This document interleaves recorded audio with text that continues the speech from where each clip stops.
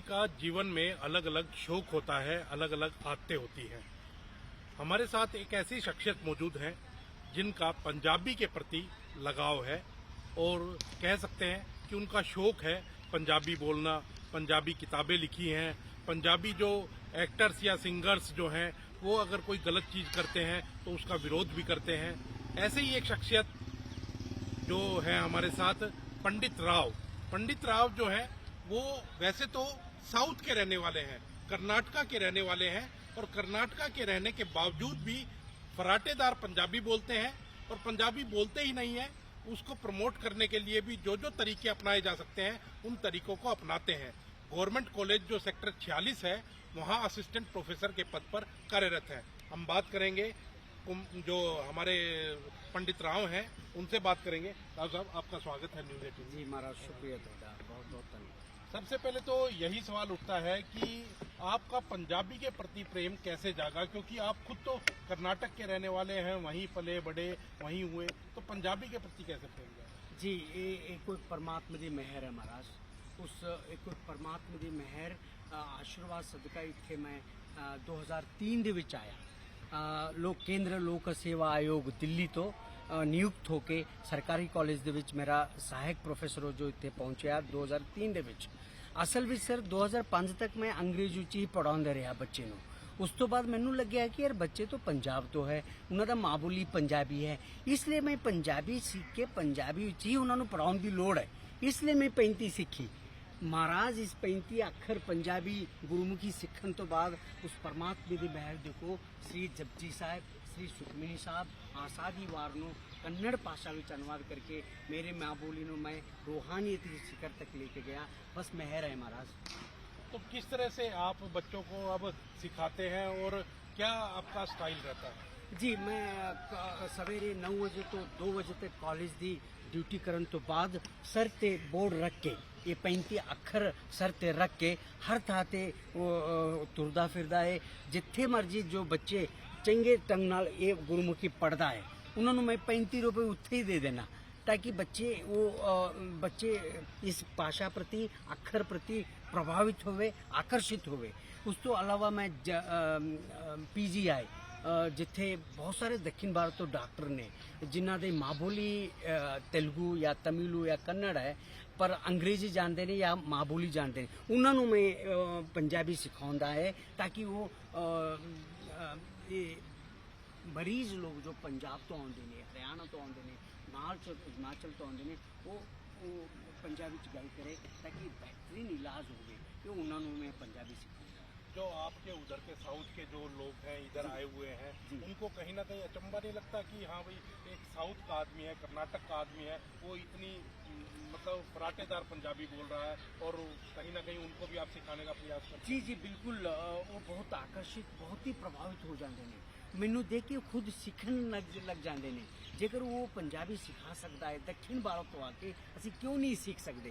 खास तौर पर PGI के डॉक्टर बहुत आकर्षित होके प्रभावित होके सीख रहे हैं। 40 तो वध डॉक्टर पंजाबी सीख के पंजाबी ही गल करते हैं मरीज नाल। कहने का भाव है सर, असी कर्नाटक तो है, दक्षिण भारत तो असी साडी माँ बोली लिए बहुत प्यार करते हैं, इसलिए कन्नड़ भाषा लिए 8 ज्ञानपीठ पुरस्कार मिल चुके हैं, जबकि पंजाबी भाषा लिए सिर्फ 1.5 ज्ञानपीठ पुरस्कार है। एक अमृता प्रीतम ने मिलिया, उस तो बाद प्रोफेसर गुरुदयाल सिंह साहब ने किशन नाल शेयर किए ने, होया किन्ने सिर्फ 1.5। मैं सवाल है महाराज, हरियाणा दे विच एक भी ज्ञानपीठ पुरस्कार नहीं। कहने का भाव है कि दक्षिण भारत विच भाषा नूं असी बेहद प्यार करते हैं। ये गुरुमुखी सर ते रखना ना सिर्फ मेरे लिए मान वाली गल है महाराज, ये साडे कर्नाटक दे 8 करोड़ लोकां लई मान वाली गल है। ये विरासत है, ये साडी सभ्याचार है, ये सिर्फ पंजाब दी नहीं है, ये सारे लिए है, क्योंकि गुरु ग्रंथ साहब दी जुबान है महाराज। ये गुरु ग्रंथ साहब दी जुबान है। जेकर तुसी गुरुमुखी सीखोगे गुरुवाणी तुसी समझ सकते हैं, जिथे बहुत सारे गुरु फकीर दी वाणी है, इसलिए इसकी महत्ता वध जाती है। आपने कुछ किताबें भी लिखी हैं पंजाबी के अंदर, खुद लिख करके और पब्लिश भी हुई है। कितनी किताबें पब्लिश हुई हैं? जी महाराज, इस गुरुमुखी की ताकत देखो, ये सीखने तो बाद श्री जपजी साहब, श्री सुखमनी साहब आशादी वार दे अनुवाद होया। उस तो बाद मैं भाई तारू सिंह दी बारे ਲਿਖਿਆ। ਇਸ ਤੋਂ ਬਾਅਦ ਮਾਤਾ ਖੀਵੀ ਜੋ 15ਵੀਂ ਸਦੀ ਦੇ ਵਿੱਚ ਜਦ ਔਰਤ ਨੂੰ ਆਜ਼ਾਦੀ ਕੋਈ ਨਹੀਂ ਸੀ ਬਾਹਰ ਜਾਣ ਦੀ, ਉਸ ਵਕਤ ਮਾਤਾ ਖੀਵੀ ਨੇ ਲੰਗਰ ਬਣਾ ਕੇ ਲੋਕਾਂ ਨੂੰ ਵੰਡਦੀ ਸੀ। ਇਸ ਤੋਂ ਇਲਾਵਾ ਮਾਤਾ ਕੀ ਇੱਕ ਪੂਰੇ ਗੁਰੂ ਗ੍ਰੰਥ ਸਾਹਿਬ ਦੇ ਵਿੱਚ ਇੱਕ ਔਰਤ ਦਾ ਨਾਂ ਦਰਜ ਹੈ, ਉਹ ਮਾਤਾ ਖੀਵੀ ਦੀ ਹੈ। ਉਹ ਮਾਤਾ ਖੀਵੀ ਬਾਰੇ ਮੈਂ ਕਿਤਾਬ ਲਿਖਿਆ। ਅਰਦਾਸ ਕੰਨੜ ਭਾਸ਼ਾ ਵਿੱਚ ਅਨੁਵਾਦ ਹੋਇਆ ਹੈ। ਪੂਰੀ ਗੁਰਬਾਣੀ ਦੇ ਇਹ ਨੇ ਉਹ ਕੰਨੜ ਵਿੱਚ ਅਨੁਵਾਦ ਹੋਇਆ। ਇਹ तो देखो जी भाई तारू सिंह के अलावा ये भाई जैता जी श्री गुरु कथा वो कन्नड़ भाषा ਵਿੱਚ ਅਨੁਵਾਦ ਹੋਇਆ। ਉਹ ਪਹਿਲੀ ਵਾਰ ਹੋਇਆ ਸਾਰੇ। ਇਸ ਤੋਂ ਇਲਾਵਾ ਨਿਤਨੇਮ ਪੂਰਾ ਕੰਨੜ ਵਿੱਚ ਅਨੁਵਾਦ ਹੋਇਆ। ਇਸ ਤੋਂ ਇਲਾਵਾ ਮਹਾਰਾਜ ਗੁਰੂ ਨਾਨਕ ਦੇਵ ਜੀ ਬਾਰੇ, ਇਸ ਤੋਂ ਇਲਾਵਾ ਆਧੁਨਿਕ ਕਾਲ ਦੇ ਕੁਝ ਨਾਵਲਸ ਮੈਂ ਪੰਜਾਬੀ ਚ ਅਨੁਵਾਦ ਕੀਤਾ ਹੋਇਆ। ਡਾਕਟਰ ਲਈ ਸਤਿ ਸ੍ਰੀ ਅਕਾਲ ਡਾਕਟਰ ਸਾਹਿਬ ਇੱਕ ਕਿਤਾਬ ਅਨੁਵਾਦ ਹੋਇਆ। ਇਸ ਤੋਂ ਇਲਾਵਾ ਅੱਕ ਮਹਾਦੇਵੀ ਸਾਡੇ ਕਰਨਾਟਕ ਦੇ 12ਵੀਂ ਦੀ ਸਦੀ ਦੇ ਵਿੱਚ ਬਹੁਤ ਸੰਤ ਹੋਏ ਨੇ, ਵਚਨਕਾਰ ਹੋਏ ਨੇ। ਉਹਦੇ ਵਿੱਚ ਅੱਕ ਮਹਾਦੇਵੀ ਇੱਕ ਹੈ। ਉਹਦੀ ਕੰਨੜ ਤੋਂ ਪੰਜਾਬੀ ਚ ਅਨੁਵਾਦ ਹੋਇਆ। ਇਸ ਤੋਂ ਸਭ ਤੋਂ ਵੱਧ ਮੇਰੇ ਗੁਰੂ ਤੇਗ ਬਹਾਦਰ ਜੀ ਵਾਣੀ ਜਿੰਨੇ ਵੀ ਹੈ ਉਹ ਵੀ ਅਨੁਵਾਦ ਹੋਇਆ। इसी भाषा इसी गुरुमुख की बदौलत मेरा से कृपा हुआ है। तो कहीं ना कहीं जिस तरह से किताबें तो लिखी हैं, जो पंजाबी सिंगर हैं या पंजाबी एक्टर हैं, उसके खिलाफ भी कहीं अगर वो कहीं हथियारों का जिक्र करते हैं, कहीं शराब का जिक्र करते हैं, नशे का जिक्र करते हैं, तो उसके खिलाफ भी कई बार आपने आंदोलन किया। जी महाराज, वो कलाकार नहीं हो सकते। इस पवित्र पंजाबी भाषा ਦੇ ਵਿੱਚ ਜੇਕਰ ਇਸ ਦੀ ਗਲਤ ਵਰਤੋਂ ਕਰਕੇ ਜੇਕਰ ਗਾਣਾ ਗਾਉਂਦਾ ਹੈ ਉਹ ਕਲਾਕਾਰ ਨਹੀਂ ਹੋ ਸਕਦੇ।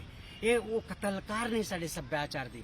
ਮਹਾਰਾਜ ਇਹ ਗੁਰਮੁਖੀ ਦੇ ਵਿੱਚ ਤੁਸੀਂ ਇਹ ਕੋਈ ਪਰਮਾਤਮਾ ਦੀ ਉਤਸਤ ਕਰ ਸਕਦੇ ਹੋ ਸਿਰਫ, ਪਰ ਜਦ ਕਿ ਇਹ ਲੋਕ ਆਧੁਨਿਕ ਕਾਲ ਦੇ ਗਾਇਕ ਜਿਹੜੇ ਗਾਇਕ ਕਹਿੰਦੇ ਨੇ ਉਹ ਔਰਤ ਦੀ ਬੇਇੱਜ਼ਤੀ ਕਰਦੇ ਗਾਣੇ ਦੇ ਵਿੱਚ। ਜਿੱਥੇ ਪਾਬੰਦੀ ਉੱਥੇ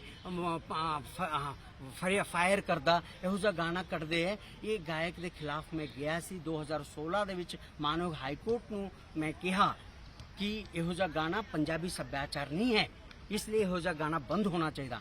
2019 ਦੇ ਵਿੱਚ ਮਾਨਯੋਗ ਹਾਈ ਕੋਰਟ ਨੇ ਕਿਹਾ ਕਿ ਇਹੋ ਜਿਹਾ ਲੈਕਚਰ ਸ਼ਰਾਬੀ ਹਥਿਆਰੀ ਗਾਣੇ ਨੂੰ ਪ੍ਰਮੋਟ ਕਰਨ ਵਾਲੇ ਗਾਣੇ ਕਿੱਥੇ ਵੀ ਨਹੀਂ ਚੱਲਣਗੇ, ਨਹੀਂ ਚੱਲ ਰਹੇ ਨੇ ਅੱਜ ਕੱਲ ਸਟੇਜ ਤੇ।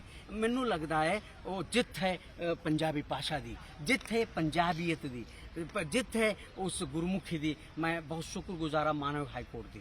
कितनी भाषाओं और भी जानते हैं आप? कन्नड़ तो जानते ही हैं। जी कृपा है। दक्षिण भारत के सारे सिस्टर लैंग्वेज कहते हैं, तेलुगु तमिलु मलयालम, वो मैं तेलुगु तमिलु जानता है, कन्नड़ जानता है। ते प्रभु की कृपा है वो पंजाबी सीखण तो बाद हुण मैं पौधी ਨੂੰ ਬੋਲਣ ਦੀ ਕੋਸ਼ਿਸ਼ ਕਰ ਰਿਹਾ। ਉਸ ਤੋਂ ਬਾਅਦ ਹਰਿਆਣਵੀ ਕਮਾਲ ਦਾ ਹਰਿਆਣਵੀ ਹੈ, ਉਹ ਵੀ ਮੈਂ ਬੋਲਣ ਦੀ ਕੋਸ਼ਿਸ਼ ਕਰ, ਕਿਉਂਕਿ ਜਿੰਨੇ ਮਰਜ਼ੀ ਤੁਸੀਂ ਭਾਸ਼ਾ ਸਿੱਖੋ ਘੱਟ ਹੈ, क्योंकि विरासत ਨੂੰ समझ सकते हो। ये मैं सीखने की कोशिश कर रहा हूँ। तो कहीं ना कहीं आप मानते हैं कि जिस तरह से लोग क्षेत्रवाद के अंदर बटे हुए हैं, तो आपकी इस मुहिम से वो क्षेत्रवाद खत्म होगा? बिल्कुल सर। ਇਹ ਦੇਸ਼ ਦੀ ਏਕਤਾ ਤੇ ਅਖੰਡਤਾ ਨੂੰ ਬਰਕਰਾਰ ਰੱਖਣ ਲਈ ਇਹੀ ਇੱਕ ਰਾਹ ਹੈ। ਮਾਨਯੋਗ ਪ੍ਰਧਾਨ ਮੰਤਰੀ ਵੀ ਕਹਿੰਦੇ ਨੇ ਕਿ ਲੋਕਲ ਭਾਸ਼ਾ ਸਿੱਖੋ, ਲੋਕਲ ਭਾਸ਼ਾ ਦੀ ਪ੍ਰਫੁੱਲਤ ਹੋਵੇ। ਮੈਨੂੰ ਲੱਗਦਾ ਹੈ ਦੱਖਣ ਭਾਰਤ ਅਤੇ ਉੱਤਰ ਭਾਰਤ ਨੂੰ ਇਕਜੁੱਟ ਜੇ ਕਰਨ ਦੀ ਜੇ ਕੋਸ਼ਿਸ਼ ਹੋਵੇ, ਇਸ ਤੋਂ ਵੱਧ ਕੁਝ ਨਹੀਂ ਹੋ ਸਕਦਾ। ਕਿਉਂਕਿ ਉੱਥੇ ਦੀ ਵਾਣੀ ਇੱਥੇ ਦੀ ਵਾਣੀ ਉਹ ਕੰਨੜ ਵਿੱਚ ਅਨੁਵਾਦ ਹੋਣਾ, ਕੰਨੜ ਦੀ ਇਹ ਜਿਹੜੀ ਵਚਨ ਹੈ ਉਹ ਪੰਜਾਬੀ ਚ ਅਨੁਵਾਦ ਹੋਣਾ, ਇਹ ਇਕਜੁੱਟ ਕਰ ਸਕਦਾ ਹੈ और देश मजबूत हो सकता है। कहीं ना कहीं लोगों ने कुछ सराहा भी होगा, आपको कोई इनाम मिले हैं, कोई सम्मान मिला है? बहुत ज्यादा। सब तो ਵੱਧ ਇਨਾਮ ਤਾਂ ਮੈਂ ਮੰਨਦਾ ਹੈ ਪੰਜਾਬੀ ਲੋਕਾਂ ਦੀ ਪਿਆਰ। ਇੰਨੀ ਪਿਆਰ ਕਰਦੇ ਹੈ, ਮੇਰਾ ਸਰ ਤੇ ਇਹ 35 ਦੇਖ ਕੇ ਉਹ ਸਰ ਝੁਕ ਜਾਂਦੇ ਹੈ ਉਹਨਾਂ ਦੇ। ਇਹ ਸਭ ਤੋਂ ਵੱਧ ਇਨਾਮ ਹੈ ਮਹਾਰਾਜ। बाकी मानयोग सरकार पंजाब सरकार ने 2015 ਦੇ ਵਿੱਚ ਮੈਨੂੰ ਭਾਸ਼ਾ ਵਿਭਾਗ पंजाब सरकार ने 1 ਲੱਖ ਰੁਪਏ ਨਾਲ ਨਿਵਾਜਾ, ਸ਼੍ਰੋਮਣੀ ਵਿਸ਼ੇਸ਼ ਪੁਰਸਕਾਰ ਨਾਲ ਨਿਵਾਜਾ ਹੈ। ਉਸ ਤੋਂ ਇਲਾਵਾ ਪੰਜਾਬ ਦੇ 300 ਤੋਂ ਵੱਧ ਸੰਘ ਸੰਸਥਾ ਮੈਨੂੰ ਸੱਦਾ ਦੇ ਕੇ ਸਨਮਾਨਿਤ ਕੀਤੇ ਨੇ। ਮੇਰਾ ਕਰ ਦੇ ਵਿੱਚ ਸਨਮਾਨ ਚਿੰਨ੍ਹ ਨਾਲ ਮੇਰਾ ਕਰ ਭਰਿਆ ਹੋਇਆ ਹੈ। ਕਹਿਣ ਦਾ ਭਾਵ ਹੈ ਇसी ਗੁਰਮੁਖੀ 35 ਸਿੱਖਣ ਤੋਂ ਬਾਅਦ ਇਹ ਜਲਵਾ ਹੈ ਮਹਾਰਾਜ।